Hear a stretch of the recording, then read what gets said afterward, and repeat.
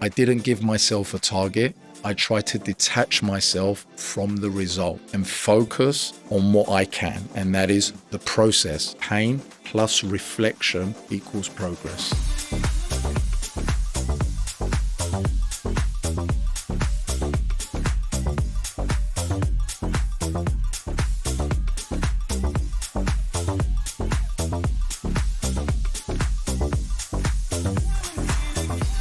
Welcome back to another episode of Relentless Life on Your Terms, Season 7. We just featured an amazing businessman, a world champion, and the Godfather of Trading, very good friend of mine, Andy Georgiou. Thanks for being here, mate. It's a pleasure, mate. Lovely to see you. Thanks for having me on. Well, look, I don't know where to start. I'm super happy, super proud. I've had two friends on the podcast today from London that I've known over 30 years. We went to school together. Absolutely. And I'm very, very lucky to be staying at your house today, which I'm taken back, an absolute massive house. You've been in trading for 20 odd years, successful trader. We're going to unpack that to where you started, to where you got to, but to last in anything for 20 years is incredible. Tell us about your day trading, how you began and where you are now. Yeah, sure. So basically, Chris, my interest in trading started when I actually was watching a documentary on the trading floor. And back in the day, the trading floors weren't where they are today. Old school trading pits, hundreds of guys, women screaming and shouting orders at each other, news digesting from around the world. And it was a description that a particular individual gave in that documentary on what the trading pit actually entailed. And I'll never forget it. I think I was 18 at the time, 18, 19. And his description of the trading pit was any bit of information in the world that breaks filters through there first. And it is the closest experience you will get to chaos. And when I heard that, I don't know, it just ignited a bit of an interest and a desire to see how I would handle myself within that chaos. And from there, I just did my research and I was hooked. You're always well researched. And I always say, if you go towards chaos, there'll always be opportunity. And one of your statements that you said, which I want to talk about, is you said it's the closest trading to, like, what was it, a war that you... Yeah. So again, another analogy the gentleman gave was the closest thing you'll experience to being in a war, or even being a fighter pilot, for example, or maybe even a heart surgeon, someone who has to make split-second decisions in an ever-changing environment. And that was his definition of it. And you obviously been doing this for how long now? This will be my 23rd year. So I remember you back at school, and out of all of our friends, there's no doubt you were the smartest when it came to what you definitely were. And you were successful. You're an investment banker. Yeah. And you had a good job, a comfortable job, and you thought, this isn't for me. I'm going to risk it all in. I'm going to become a day trader, which some people say is a form of gambling because it's that difficult to predict. Absolutely, yeah. And your mindset has to be so robust, because I know some of the things you go through, and we're going to discuss some of them, and they are intense. Yeah. No, absolutely. And yeah, you're right. You're spot on, Chris. I graduated from university, got what I thought at the time was my dream job in a big investment bank, tall building in London, the tallest skyscraper in London at the time, all the bells and whistles, all the glamour, but yet there was just something missing. It wasn't a trading role. You knew that so quick though. I did. And I just wasn't fulfilled. And I just knew that this wasn't what I wanted to do. This wasn't what I wanted to spend my time doing. Now, the thing is, I knew it wasn't the fact that I identified it quick. It was more so a case of I knew the longer I stayed, the harder it would be to make that big switch. So I decided within 6 months of being there, I'm out. I'm out. I want to go and do something where everything depends on me. Now, to go and start up your own business in a world like investment banking, it's virtually, for someone like me of my background, it's virtually, impossible. So I thought, what sort of area can I get into where I hold the cards? where I don't look up to the top and whatever, the view at the top is always the same, or where company politics come into it. I wanted something where I was in control of my financial destiny. So you thought And day trading was that? and I thought day trading was that, my man. Yeah, absolutely. Because what day trading effectively does is you have freedom. You have freedom to express yourself in whichever way you want. You can buy a market, you can sell a market. You can go long, you can go short. You can buy gold, you can sell oil. And providing you can handle your emotions and yourself within that chaos, some of us have gone on to have successful careers. Of course, but you've seen many, many people. We talk about all the time because we talk extensively about Absolutely, business. yeah. We talk extensively about swings, and especially when I was gambling a lot, I understood a lot more what you were saying. Yeah. You've seen some great brokers come and go, some great day traders, I should say, sorry, not brokers, come and go. Yeah. For a number of reasons. And not many of them. And you just recently featured in a book, which is why I referred to you as the Godfather. Yeah. That's what they said. They said a man with movie star looks and chiseled body as well. That's a very good trader, which is very proud and funny and true. But what was it about that you've seen them come and go? What were the lessons that you had when you've lost it all? Because I know you've wiped out a few times as well. Twice. You kept going. Twice, what was it? Twice on the verge of bankruptcy, actually. One of the times was in 2007, just after the financial crisis. And I was literally, I'd blown my trading account after having 4 or 5 very successful years. My girlfriend at the time was pregnant, came home and told me I'm going to be a dad. And at the time, I remember some colleagues or peers of mine saying to me, Andy, this is probably the time where you should walk away and go and exit and go and look for a... You called me and I remember that. What was the decision to say, no, I'm going? I'm going to continue doing something that I love, even though the chips are against me. Absolutely, yeah. I have to be honest. I think a lot of that was down to my partner, who's now my wife, Ira, giving me the encouragement, the mental encouragement. She backed you. I believe in you. Give it another 6 months. Don't worry, and everything will work out. And I think her reassuring words, and not just my wife. There were times as well where I turned to friends for advice, like yourself, my mum, at certain times, certain words of wisdom, for example. But I think it was the words that resonated with me were, it's whatever you go on to do, I know you're going to look after me and your future. We're all future kid. We're going to be okay. And I think hearing that just gave me that confidence to have one more roll of the dice and give it another 6 months. And it was, in fact, within that 6 months. And I think, Chris, what I did at that time, so you asked me a question of why do traders fail? And a lot of them fail for a variety of reasons. But one of the reasons is also comparison. And comparison can be the root of all misery. We know this. It's a They compare themselves to other traders? Absolutely. And they feel that they're not performing as well, and as opposed to just focusing on their own journey. What they can control. Exactly. Exactly that. And I think I may have had some of that in me as a, you're a human being. 25-year-old, 26-year-old young man, very ambitious, whatever I was making at the time. I was making very good money, but what I was making wasn't good enough because there were other people making more than me. And I think when Ira came home and told me that she was pregnant, I think I finally woke up to the fact that none of that mattered. All of that was just noise. And I was just going to focus on myself and my path and what I had to do. And your family. Yeah. Like you said to me today, and I want to share that a lot of traders that have opted to just trade because they're not going to have a family, it's too hard. That's right. Or when they have a family, they burn out or they lose all their chips, they're out. Yeah. It's very, very hard to balance both.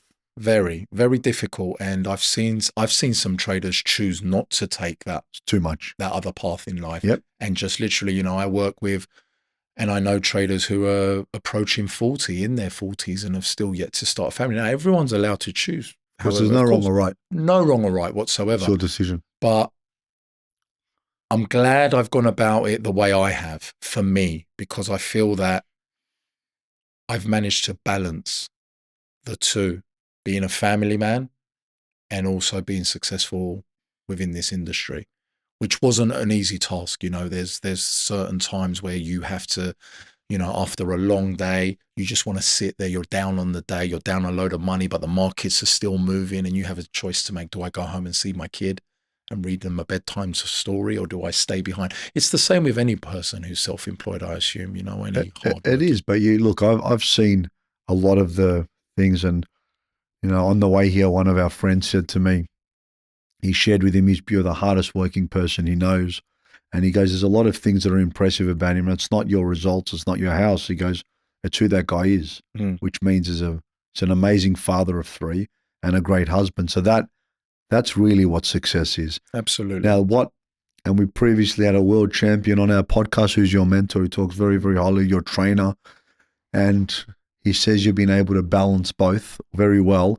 And he sees the similarities in trading and Brazilian Jiu-Jitsu. Oh, wow. You've been doing that. It was a very fascinating conversation. Yeah. You've been doing that for 9 years. We're referring to Brazilian Jiu-Jitsu. Yeah, absolutely. And you've always, before that, you were into CrossFit. Yeah. You were into bodybuilding. Yeah. Then this. So you've always had that mind, body into work, which in your industry, to have that longevity, that must have played a key role. It played a massive role. In fact, I think it was probably one of the most defining factors as to why at 45 I'm still trading as aggressively as I've ever done. I'm pushing for, my best ever results. And a large part of that, I believe, is because I've managed to try my best to keep my body healthy. And my body healthy, my mind young, and my energy levels up.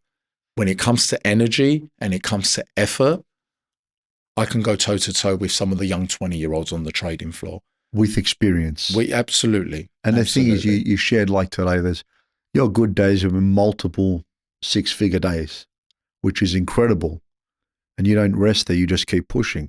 Absolutely. But the flip side to that coin sounds great. I'd like to make that sort of money. Of course. But would you risk 6-figure days as well, losses in one day? Yeah. So you've had months, you've told me you've worked relentlessly to not make any money. Correct. And in some cases lose. Correct. But at the end of the year, if you keep doing the right things, I'm going to come up. Yeah. Not many people have the stomach for those sort of swings. Sure. Which is, I assume, why a lot of people just blow out their accounts, lose money, because it's easy to go on tilt, I assume, as they try to know us as a gambler. Yeah. Yeah, absolutely. No, it is. I mean, going on tilt, as you put it, is one of the major factors that brings down the downfall of every trader. Every trader has pressures from the outside world. But home finances. At home finances, one of the things I always say to the young guys coming into the industry is try and slowly dwindle away and limit the amount of pressure that builds up. Because once you're able to eliminate the amount of pressure, then you can express yourself. How would you do that? In the market. Well, there are various ways. I mean, one of the things, going back to the Brazilian Jiu-Jitsu. So the Brazilian Jiu-Jitsu, which I took on nearly 10 years ago, has been a game changer for me, because it's not just taught me lessons on the mat. The lessons I've taken from the mat, I've applied to trading. Can you give me a couple examples? I'll give you a couple of examples. Brazilian Jiu-Jitsu is all about being in uncomfortable positions. And a bit of a motto, a saying towards the art is learning to be comfortable with being uncomfortable. This is Brazilian Jiu-Jitsu. Absolutely. Transferable across most things. Most things. So I take that to trading.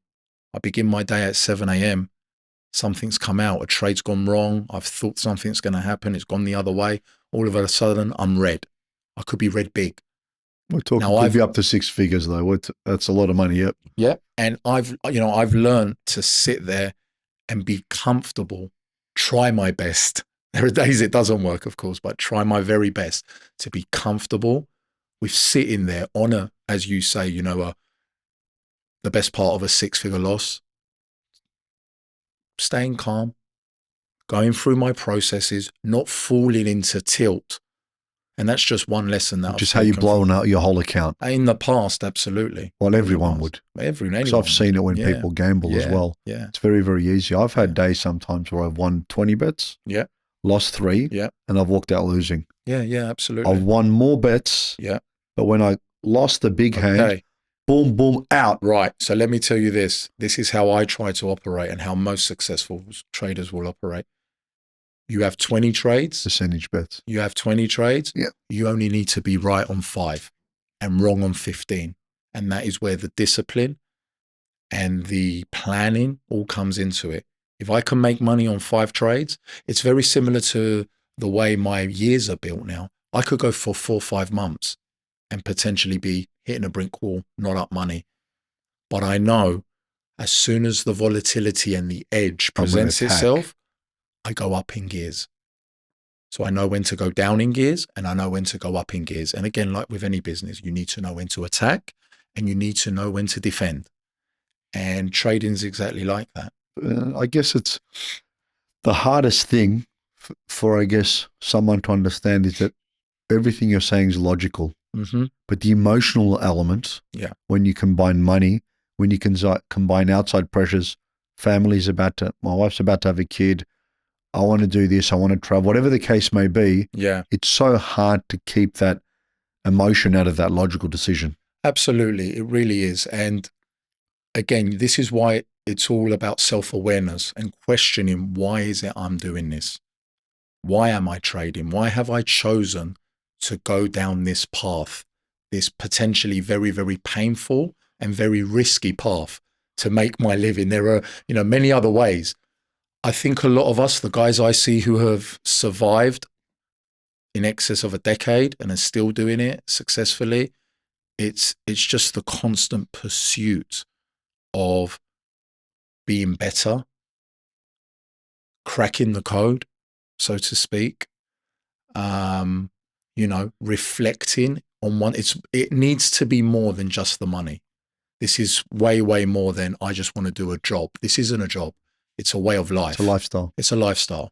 But also it's when you said reflection, if you do those right things, the results will come and the losses will come too. Absolutely. It's just about minimizing the downswings and stepping on the wins. Yeah. Very, very similar philosophies that you're discussing day trading and when you see gamblers that play poker or whatever the baccarat, whatever the case may be, in the philosophies on how they bring them together and in business.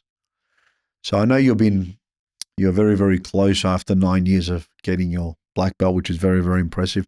You've won 5 gold medals. Yeah. And you were close to winning a European championship as well. Tell us a bit about that, winning your first gold medal, what that meant to you.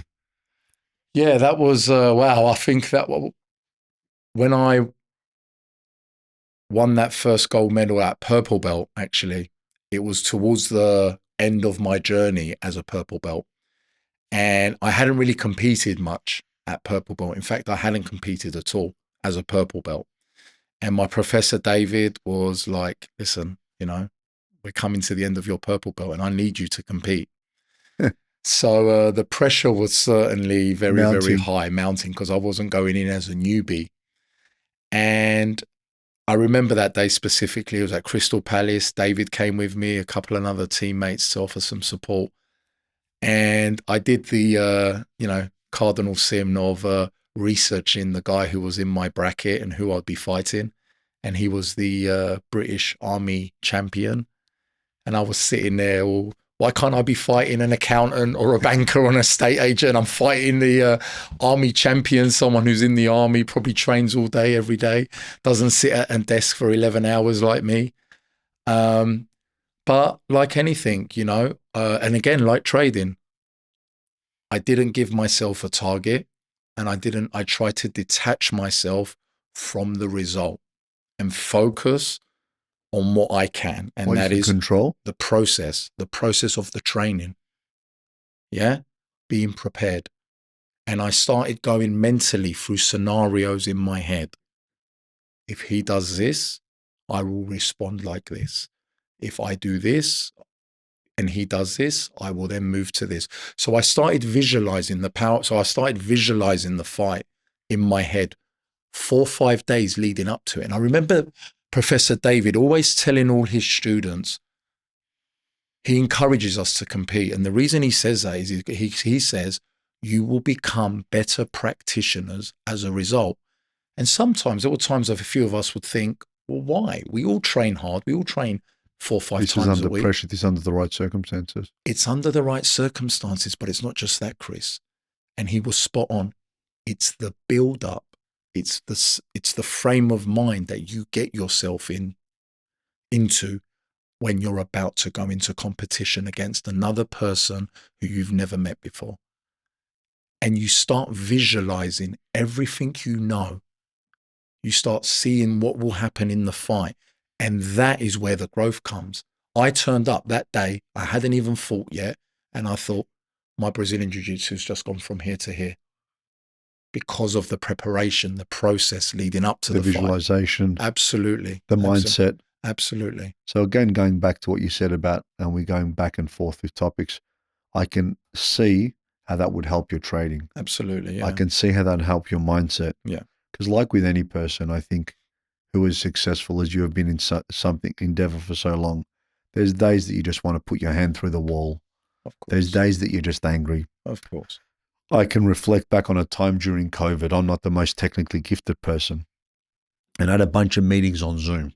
Yeah. Nothing was working. Right. I couldn't get in touch with my team. I've got an Apple computer as well because of Tim. We've signed up Apple. And I was red. And my wife at the time came in and I go to her. I was red. I said, I've got one goal today and I'll put my fist through this computer. That's the anger that I had. No other goal to get through. It's not smash this computer today. Thankfully, I got through the day, but it was so frustrating. I'm technically not savvy. I can't get in touch with my team. All my meetings are on Zoom. Yeah. All my kids are homeschooled and they're all screaming. I had 4, 3 of them young under school, and I'm trying to be in this study trying to do work. Yeah. So we all have those days. Absolutely. But I guess it's how we respond to them that counts. It's how we respond to them. And I think reflection, it's what we learn from them. It's how you grow. It's how you grow. It's how you take pressure situations. I think Ray Dalio said it, right? Pain plus reflection equals progress. 100%. And that's something I just try and remind myself. So even during my last drawdown period in trading, that's what we refer to it as, a drawdown, when you're, you're making losses as opposed to winning, as opposed to generating P&L. I was very, very conscious and self-aware of what this actually all meant and what I could draw from the experience. I remember having a conversation with my colleague saying to him, it was a period where there was no volatility in the market. And that's where I struggle most, when the markets aren't volatile and they're flat. I need markets to be moving. So you can be making moves? So basically, I can be it provides me with opportunities to make the moves when the markets are volatile. So what do people do? I have to ask because I'm curious now. When they're flat, what do they do? I mean, there are people who can make money in those markets. So you just trade differently. This is your environment. Absolutely. You like that? You mentioned the chaos and the volatility. Over the 22 years I've been trading, the reality is I struggle more in quiet markets when the volatility just isn't there. When the volatility is there around the world and there are world events occurring, that's when I'm at my best. That's when you see opportunity. Absolutely, yeah. That's when I strike. Now, we spoke about it at the start. You were part of a book. Would you like to share the name of the book? Yeah, that's called Traders of Our Time. There was also a little YouTube clip on that, which we can put in the link below if you have a look. Sure. Why were you selected for this book? Well, basically, the guys approached 10 traders at Axia Futures. Axia Futures are it's the team of traders that we're a part of. What was the criteria? The criteria at the time, I don't know. Well, you'd have to ask. Longevity. Longevity. Yeah, longevity. Successful trading. Obviously generating certain we're talking over 7 figures a year. Yeah. That kind of stuff. Yeah, so that was the commonalities one. That was the commonality, of course. Yeah. And if you were to give us a brief 3-4 points that was shared, what was it? I've read it. You gave me the book today. I did. I saw the clip. Yeah. So what were 3-4 points? From my chapter? Yes. Your chapter, which was called The Godfather. It's called The Godfather. What a name. I know, right? When the author told me that they were going to give me that as my alias, I was all over it. Yeah, of course. And I think one of the my chapter is mainly about the essence of perseverance, coming back from setbacks, not giving up, and reinvention. Yeah, that was the main thing that was be extracted from my topic, because to survive in this industry for over 22 years, I've had to evolve and I've had to reinvent myself I've lost count how many times. You see, I've been in real estate for 25 years now, Yeah. so very similar Yeah, time. absolutely. It started Reventon 20 Yeah. years, and there's been a few key pivotal moments where Yeah. you can say, wow, this is tough, Yeah. or what's the next stage? And one of my mentors will tell me at every career or every path, there's 3, 4 big gradients where you're going to have to step on it to grow, Yeah. exit, or just stay idle. Yeah. Or you're in trouble. So there's about 3, 4 key moments. And if I reflect on my 20 years at Reventon or 25 in real estate, I can reflect on those moments. And I know you mentioned before twice being close to wipe out. Yeah. Your wife's about to have a kid. Yeah. There's always those 3 moments where, what do I do next? Absolutely. And the fact that you stayed in trading was, Yeah. but you identified it was more than just, you said, I don't want to trade 20 hours a day and not focus on my family. You had a very balanced view on the whole thing. You've got 3 boys. Yep. You're a very involved lovely boys. father. Yep. You Try to be. You definitely are. I know that firsthand. And you've got a dojo in the back of your house. That's right. And we did a little video on that today when there was did. so many meaningful things in there. Yeah. You've created a lot of things and you put a lot of positive things in your kids' heads, but you also train with them. Absolutely. Because you see the importance. And I also know that, which is very nice, we talk a lot about philanthropy and Relentless, that you help and train little kids as well at your gym, which is, that's a good way to give back to the community. I think so. It's kind of, it's definitely changed my life. It's taught me so much. And again, it's given me another skill in life. The reality of it is this: could I have maybe made a little bit more money as a trader in the last 8 years if I didn't do Brazilian Jiu-Jitsu? It's up for debate. I could have maybe spent those extra couple of hours at the office. Maybe. You might not have been in the game anymore. But then I might not have been in the game anymore. You might have lost more money. But what I do have, and what I certainly do have, is another transferable skill, and a skill that does give me the opportunity to give back. What about health? Oh, absolutely. Now I'm going to ask you a question, because you got 2 young boys and one's a bit older now. Yeah. Training the kids, do you think that that's also made you a better father working with kids? Yeah, I think so. Because when I was training little kids kickboxing, it teaches you a different level of patience as well. No, and as you know, you've got 3 kids, I've got 4. Every kid's different. You can't father them the same. No. They've got different strengths and weaknesses. Yes. And I think when you work with kids and you're working with 10, 15 kids, you learn to bring out the best in each of them in a different way. Yeah. And I think that it actually helps. It helped me anyway when I was... Most definitely. And having the opportunity to train my kids, it's such a good access point as well, because it's not just sitting there doing homework with them where you're both getting frustrated. You're doing something that it's healthy for their body. It's healthy for their body. And what I love now is that, you know, my 2 eldest sons were into it for a very long time, from the time I started. You know, I didn't even know that. Yeah, that's right. That's right. That's actually how I got into it. I actually didn't know that. Yeah, I took my sons to a Brazilian Jiu-Jitsu class, stood there on the side and thought, this looks amazing. This looks brilliant. I've got to give this a go. And I had one of the other dads pestering me for months, come and give it a go, come and get at the time. You know, I'd done a bit of boxing. And you just I was doing weights and I was like, yeah, I'm okay. I can look after myself. And then I went and gave it a go. And I did my first ever Brazilian Jiu-Jitsu class. Was that with David? It wasn't with David at the time, no. It was at another dojo. And I'll never forget it. I think at the time I was 87, 88 kilos. And I sparred, we call it rolling. Actually, I do remember this. And I rolled with a 17-year-old kid, white belt, 4 stripe, which means he'd probably been doing it for about a year and a half or 2. How old were you at the time? 10 years ago. 10 years ago. So I was 35. He was 17, 18. And but here's the catch. He must have been about 65 kilos. So 20 kilos lighter than me as well. And he absolutely twisted me up. I must have tapped 4 times in 5 minutes, if not 5 or 6. And I just remember coming off the mat, being extremely humbled and thinking, I need to learn this.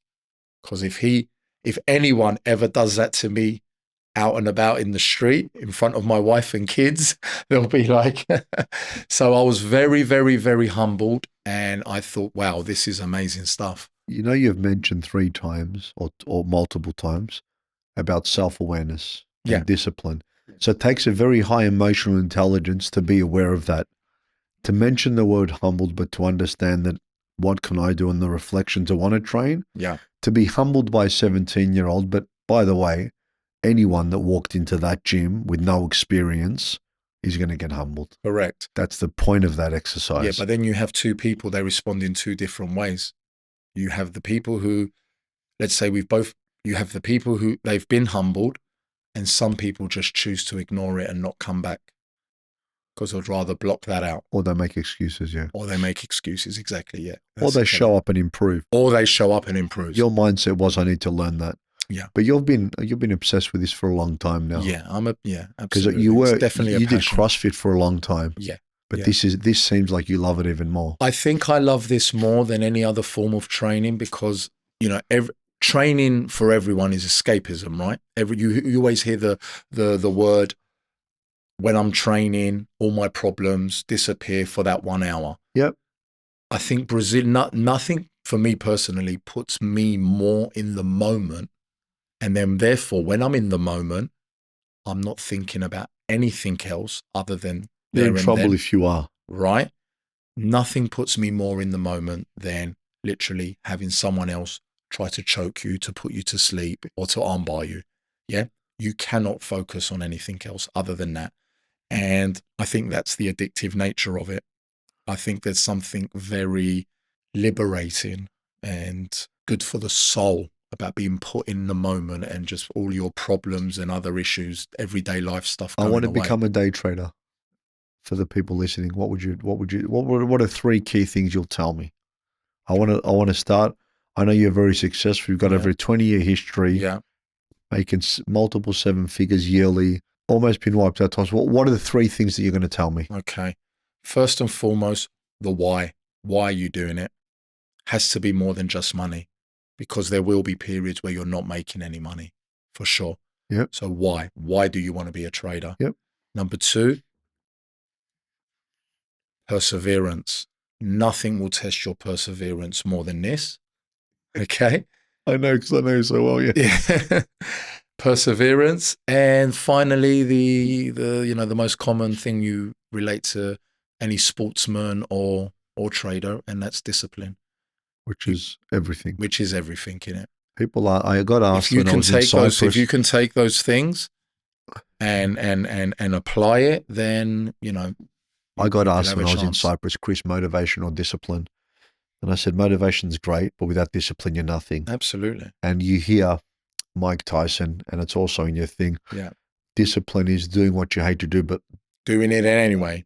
Do it like you love it. Yes. And it's so important to have that mindset in anything that you do if you're going to be successful or if you're going to last. Because when the times are tested, when you're not making money, you're about to burn out or you have burnt out, exactly. How do you show up the next day? Exactly. And you will be tested. So again, the why.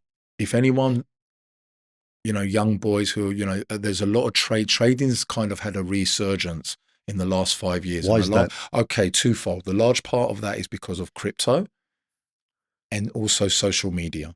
Okay, so crypto's made trading cool again, and social media has made it accessible to all the young growing kids of this next generation. Now, trading is not for the faint-hearted. But no, I wasn't even going to say that. Trading is not get on your laptop, press a couple of buttons, and within 2 hours you can be out with your mates, be it at the golf course or be it, I don't know, spending money down at the beach.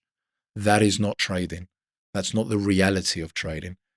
To survive and do this professionally, it requires commitment and discipline. You showed me a photo today of you trading initially with 2 small laptops. Yeah. And I walk into your office. 2 small screens. 2 small screens, sorry. Thought one was a laptop. It was a very old photo. Now you've got, I think it was 12 or 6. How many? 12 12 screens now, massive 12 screens. 27-inch And I walked screens. in because I'm always fascinated. And it Yeah. reminded me of a poker player playing 30 tables at once with all multiple things. And you showed me so many things going on and how much you need to be focused, the Yeah. apps that you use, Yeah. and your concentration needs to be on point. Absolutely. And you've told me, and our mutual friends have told us some days you do 15, 20 hours. Yeah. And when you're tired, it's very, very hard to make good decisions. Yes. So I think your fitness and the way you eat helps the longevity, but also makes good decisions. And I know a lot of sports, and I like snooker. Yeah. Ronnie's super fit, and he's defining age. People like Djokovic, and them understanding that by keeping their body super fit, their mind sharp. Now that's a sport, but I think it's also transferable to your longevity. Yeah. Yeah. It's also transferable to business. Absolutely. Yeah. So you found something that you love, which started off as CrossFit, into weights, into boxing, and ultimately into jiu-jitsu. And it's definitely helped your longevity. I think so. I think it's been the piece that was missing. And now, before we finish up, a couple key takeaways. What are some of the biggest lessons you've learned? And I'm going to ask you the same question from fighting, Mm-hmm. but we'll start with trading. One of the biggest lessons I've learned in trading is you need to have that ability to adapt to changing environments. Losses are a part of the game and they should be seen as lessons. And also, finally, conclude off with perseverance, following your processes. And you mentioned that a lot. Yeah. Process is the most important, preparation. Yeah. Your trainer said that a lot, David, as well, when he's preparing for a world title. Yeah. He had 2 pre-events which were prepared him for the world. He organized them in October. Yeah. Subsequently, he won one and then won the world title. But his preparation to the events that he selected to then going on and winning was very, very important. And what about on the mat, which is Brazilian Jiu-Jitsu? There's such a big crossover between the two that it's same points. Probably a large part of it's the same points. But again, with jiu-jitsu, it's preparation. Yep. It becomes a lifestyle. You have to embrace it in your life. Yep. Again, exactly the same as trading. And the visualization. And just, again, with trading and jiu-jitsu, I have to get used to losing every single day. And I have to handle losing in jiu-jitsu. Because it's part of life. It's part of what you do. And in trading. And I think that is the most valuable lesson out of the two, between the two, is that I've learned how to lose and how to handle and respond to losses, be it financial or be it on the mat. Now, you mentioned before, and I say this all the time in business, there's no wrong or right way. It's just a different way. But you are living proof that you can have an amazing family, be a great father, and be ultra successful, even as such a challenging job as a day trader. What I say to everyone is find a role model you look up to, which you would qualify in all areas, and watch what they do. Yeah. Doesn't mean you got to do Brazilian Jiu-Jitsu, doesn't mean you got to day trade, but integrate the things that you love to keep that mindset. Absolutely. If you want a family, have a family. If you don't want one, don't have one. But there are people that are leading by example. Yeah. Being the fact that I've got Andy with me, and he's been one of my closest friends for many, many years. We're going to share some couple stories in the past. So for the listeners, I'm going to give you the green light to share anything you like about me as a youngster or now, whatever it is. Give me 1 or 2 stories that stay in mind. Well, try to keep them PG-13. Yeah, okay. Well, that's a difficult thing right there, because we've shared so many stories together which are not PG-13. Chris and I have been friends for over 35 years now, which is hard to believe in terms of it, the fact that it's been so many years.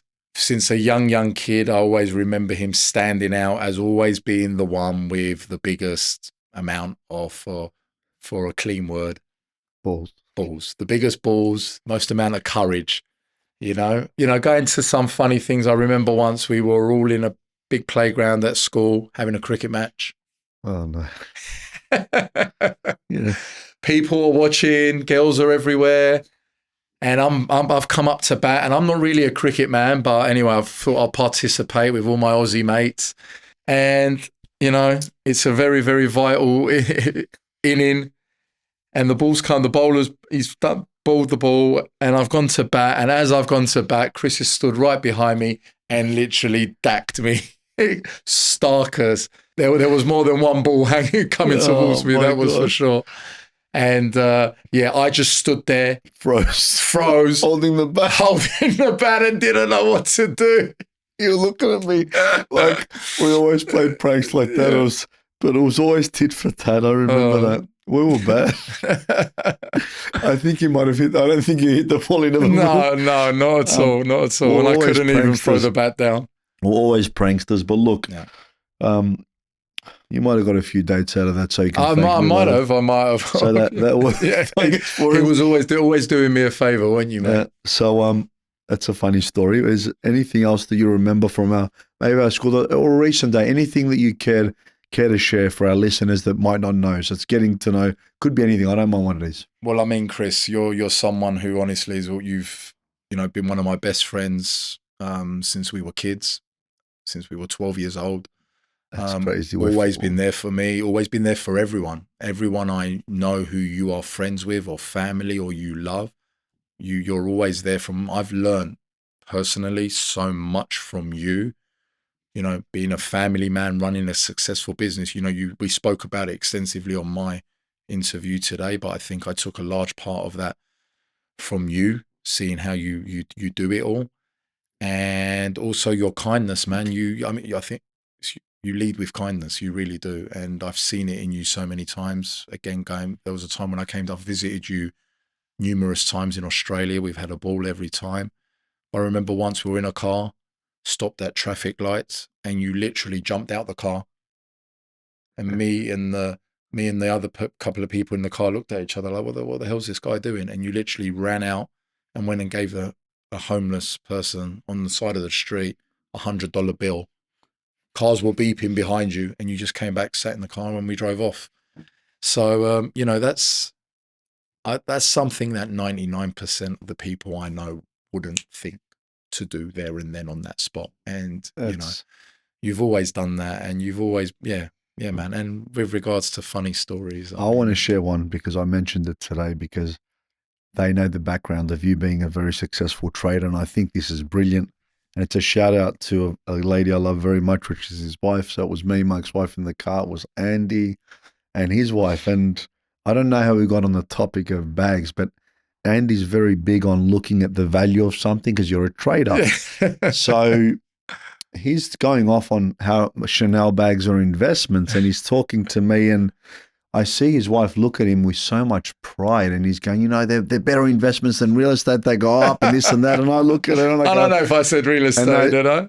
You said they're the best investments. Yeah, I must have. And I think you mentioned real estate. I look at it and I go, wow, you've done a number on him. She's so proud. I go, mate, if you buy a bag, the money's over. You're not trading it. But he goes, and I think the next day, Yang sent me an article showing that the growth of a Chanel bag. And I thought, wow, how much she's convinced him because he buys obviously lots of bags. And I remember that story because he's a trader. I go, the day that you wipe out in an account and you have to sell Chanel bags, we're in bigger trouble than we think.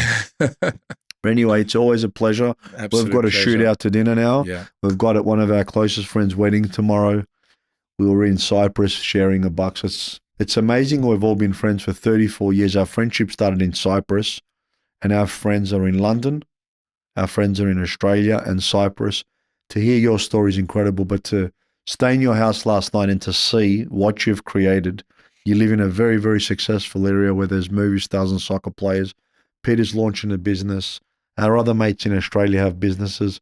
It's incredible what a bunch of us did from Cyprus into what we've created. Yeah, absolutely. And it's an honor having you on the podcast. And thanks for having me in your house. The honor's mine. The honor's mine, my man. Now, Andy, as it's come a custom, are you ready for your quickfire questions? My quickfire questions? Yes. Okay, shoot. Now, I know a lot of these answers, but for the listeners, they don't. You an early riser or a night owl? Early riser. First thing you check in the morning? Dude. What's the first thing that pops in your mind? Is it trading? Is it I'm going to the gym? What's the first thing that comes in? Okay, no, my trading, the markets. What's tougher, a bad training day or losing a jiu-jitsu match? A bad trading day or losing a jiu-jitsu match? Yeah. Probably losing a jiu-jitsu match. Around there. Yeah, that's a big statement. Yeah, I know we've lost over 6 figures in days before. Wow. What's your most important daily ritual? My meditation in the morning. before I start my day. What's one word that describes what keeps you going after 23 years? Discipline. Thought you were going to say that. How do you push yourself outside your comfort zone? Always working on my weaknesses. Reflection. Now, on a scale of 1 to 10, how much have you enjoyed being on the podcast? 10. There you go. Remember, if you like more content, Relentless, like, share, and subscribe. Thank you.